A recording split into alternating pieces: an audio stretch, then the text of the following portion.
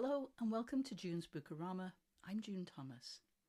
I spent the holiday period working on an exciting new project, so I'm a little late with this video, but I'm a great believer in the phrase better late than never, and I really hope that that is the case this time around.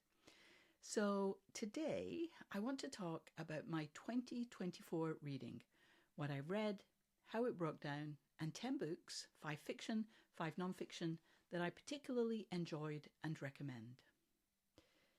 First, my reading. I read 85 books in 2024, 44 works of fiction and 41 non-fiction. This surprised me. The bulk of my reading is usually non-fiction. And when there's more fiction, it's generally because I discover a new author and read all of their books in one big gulp. In the last few years, I did that with Mick Herron and Adrian McKinty, but this year, the only novelist I did that with, the only novelist I discovered, so to speak, was S.A. Cosby. And I think he only has 4 novels, with another one coming soon, which I'm really looking forward to. I want to just give a shout out here to the Savage Reads YouTube channel for tipping me off to Cosby's work. I'm very glad I discovered it. Anyway, for me, this was an absolutely fantastic year for novels. The 5 works of fiction on my best of list are all absolute bangers, and I could have added another 5 without much effort. 46 of the books I read in 2024 were written by women, 35 by men, and 4 were either by non-binary authors or had combined male-female authorship. The vast majority of my reading is still on audiobook. 72 of the books I read in 2024 were audiobooks. The vast majority borrowed from Libby or purchased, I guess, rented, not quite sure, from Everand. So thanks for those great services. I read 7 titles on Kindle and just 6 physical books. Every year I say I want to read more physical books, mostly because I have so many of them, and I buy them because I want to read them. So let's see if I can do better with that this year. A few other factoids from my reading.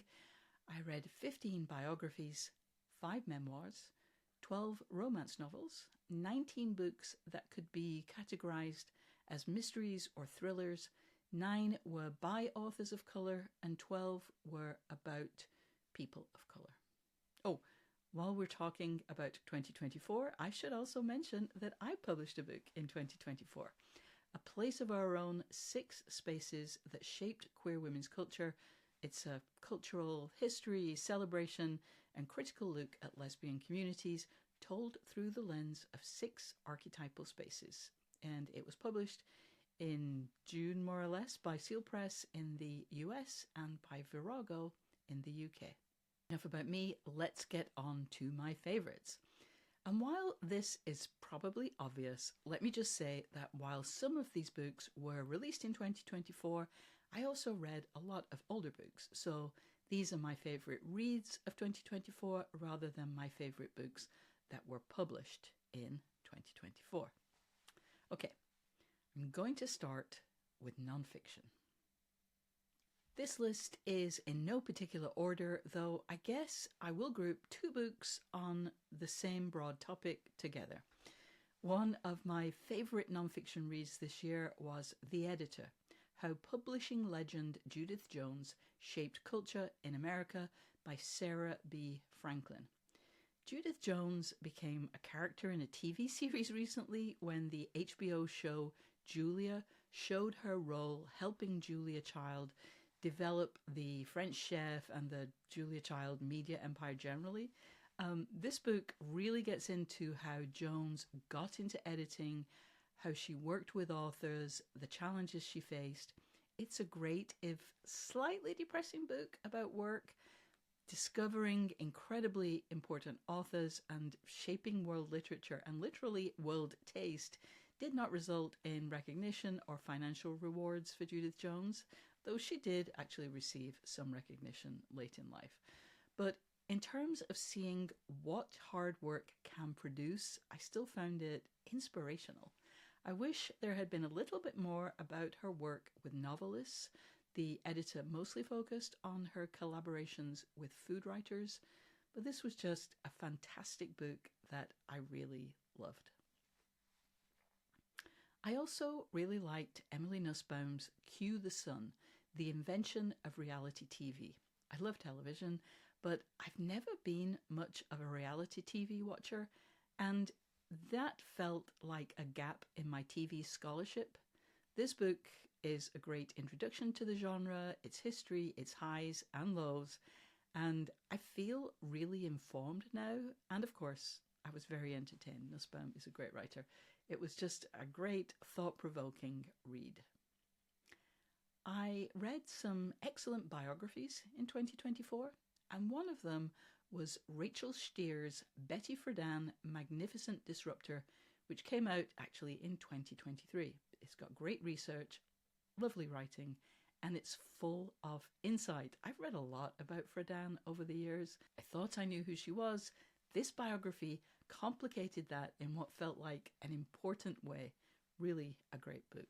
Another 2023 title that I was blown away by, which I do not mean as a pun, was Rory Carroll's Killing Thatcher, which was published in the US as There Will Be Fire, Margaret Thatcher, the IRA, and 2 Minutes That Changed History. This is a TikTok, again not intended, of the IRA's attempt to assassinate Margaret Thatcher and much of the Conservative Party leadership at the Tory Party conference in Brighton in 1984. It's really well written, very tense, very considered. Needless to say, I knew how it was going to work out, but I was absolutely gripped by this book. And finally, I mentioned that there were 2 books on a similar subject or the same topic, related topic. Anyway, that subject is the Troubles. Rounding out my top 5 nonfiction books is 4 Shots in the Night, a true story of spies, murder and justice in Northern Ireland by Harry Henning. This is just a beautifully written book that tells the story of the Provisional IRA's Nutting Squad, that is the internal security apparatus of the organisation, and of the informers and spies that had infiltrated the IRA. I can't believe that this book didn't win prizes, at least as far as I can tell, because it was very carefully researched and, as I say, beautifully written, and it tackled the really big topics. I've read and listened to a lot about Steak Knife, the peace process, and the war between the British security services and the IRA's internal security apparatus that sort of paralleled the Troubles, but this book is probably the best of them. I highly recommend it. I want to give a quick mention to 3 more nonfiction books that I think deserve an honourable mention. The first is Judgment at Tokyo, World War II on Trial and the Making of Modern Asia by Gary J. Bass. It's an enormous book and an enormous undertaking. It's such a huge story, such a wide scope, and yet it is just beautifully controlled and told. I had to read this book in 2 installments because it contains some really disturbing historical information, but it is hugely important and just incredibly well done. I loved King Alive by Jonathan Eeg, I think that's how you pronounce his name, which was another towering achievement, a big book about an incredibly important figure. Of course, that's the Reverend Martin Luther King Jr. And I really recommend the audiobook, which was narrated by Dion Graham. He did an amazing job. And my last honourable mention, which was the last book that I read in 2024 and was a fantastic way to round out the year, was The Other Olympians, a true story of gender, fascism, and the making of modern sport by Michael Waters, which is another beautifully written, amazingly researched book. It tells the story of elite track and field athletes who transitioned in the 1930s. It's a great reminder that sometimes we imagine that the debates that we are currently enduring are new, but actually history repeats itself because we forget what came before. I have read a lot about the history of the Olympics over the years, but I learned a lot of new information from this book. If you're interested in sports, if you're interested in gender, if you're interested in the Olympics, I really recommend it. It's a great read. Okay, on to fiction. I read some great novels last year, but 5 of my favourites were... The first, maybe my favourite, was Long Island Compromise by Taffy Burdessa Akna. I thought this book was just phenomenal. It started strong and it never let up. I found it to be an absolute tour de force. It's the story of how a shocking event, the kidnapping of a not particularly prominent Long Island businessman, shapes the lives of everyone in his family and beyond. This is another book that I'm really surprised didn't win a whole heap of prizes. For me, this was even better than Burdessa Akna's first book or first novel, Fleischman is in Trouble, and I like that book a lot. But oh my goodness, Long Island Compromise, what a ride. Another book that didn't get the reception I expected, I'm afraid that's a bit of a theme here in this list, was Caledonian Road by Andrew O'Hagan. It's the sweeping story of Campbell Flynn, a very British, in fact Scottish, art historian, and I guess you could say celebrity pundit, public intellectual, who lives beyond his means on the titular London street. It's an incredibly ambitious novel, and because it attempts to reflect the big issues that beset the capital, some of the storylines are kind of familiar because they're in the news. For me, that was a feature rather than a bug. I'm a huge fan of Andrew O'Hagan's, especially his nonfiction writing. He also, I must just take a moment to note, he had a great podcast this year, The Belgrano Diary, about the Falklands War. But I thought Caledonian Road was an entertaining and an important read. I loved it. A novel from 2020 that I discovered in 2024 was the absolutely superb Big Girl, Small Town by Michelle Gallen. It's about Magella, who is just a fantastic character. She is an undiagnosed autistic woman living in a small town in Northern Ireland toward the end of the Troubles. All that is a big part of the book, but it's not what it's about. The book is about routines and everyday life and finding joy in the middle of really pretty intense trauma. And oh my God, Magella is just amazing. I absolutely love Magella. I love this book. And the audiobook is absolutely superb. It's narrated by Nicola Coughlan of Derry Girls and Bridgerton fame, and she is as good at that job as she is at everything she does. 2 more great novels from 2024, both queer. I absolutely loved Housemates by Emma Copley Eisenberg, which is the story of a road trip and a blossoming relationship and making art and building community and having flawed mentors and about 100 other things. I guess if there's a theme in the books on my list, it's ambitious. I really love ambitious books that attempt, and I think in these cases succeed, in trying to tell a story about life as it is lived now, whether that's in a queer enclave of Philadelphia or an affluent area of London or a kind of arsen town in Northern Ireland. Again, I want to single out for this book the audiobook narrator, Maren Island, who really captured the combination of dreaminess and difficulty that for me suffuses Housemates. Just absolutely fantastic. And finally, I also loved Our Evenings by Alan Hollinghurst, which I always find difficult to say. This is the story of Dave Wynn, a biracial gay man who grows up to be an eminent actor. I just love the ambition that is central to this novel.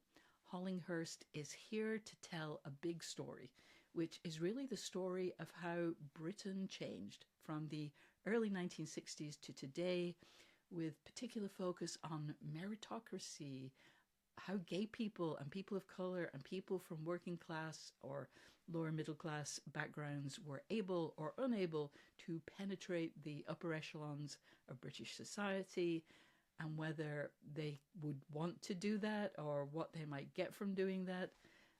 As I mentioned in another video, I think this book was particularly meaningful to me because Dave is just a little bit older than me, so it kind of feels like a retelling of a version of my story, what it could have been. This is another book that I was very surprised didn't win or even get shortlisted for some major prizes, at least as far as I'm aware, because I thought it was excellent.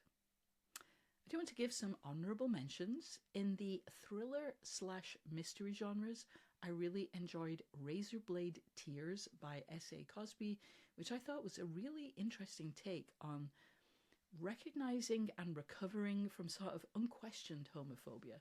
It's about what happens when two straight men who didn't deal with their son's gayness when they were alive come together to get revenge for their murders, but also, in a way, to make amends. That's a topic I haven't seen tackled before, and I found it fascinating.